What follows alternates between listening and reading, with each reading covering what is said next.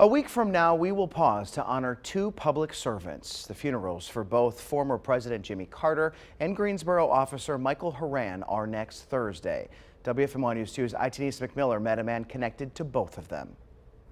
What fulfills Michael Reagan the most is his Fallen Heroes project, where he sketches people who have died serving. But some of his passion projects have afforded him opportunities to meet several presidents, like Jimmy Carter.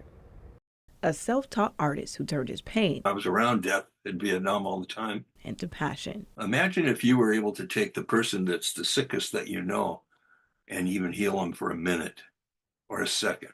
That's what happens. I've drawn portraits every day for 21 years. Michael Reagan has an extensive catalog, but Reagan says of the 9 presidents he's drawn, meeting Jimmy Carter in 1983 and having him sign his art was one of his most special moments. He says they spent nearly an hour talking about life. I wasn't a Jimmy Carter supporter, but when I walked out of the room, I was a Jimmy supporter friend. We had an incredible conversation. We didn't talk about politics. We didn't talk about what we believed. Reagan says having memories to look back on makes accepting Carter's passing less difficult to cope with. I was sad to see him pass away the other day.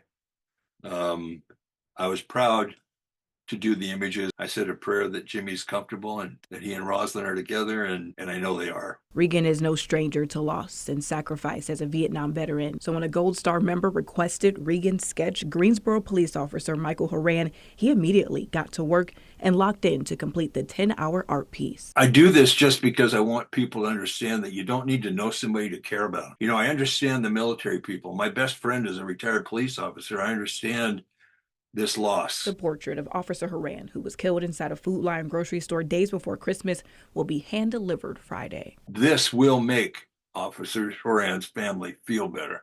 There will be a time when it's very quiet, when his family looks at this portrait and they'll see it differently. He hopes the eyes of the portrait serve as a window to the soul, connecting loved ones to Officer Horan's spirit. In Greensboro, Denise McMillan, WFMY News 2.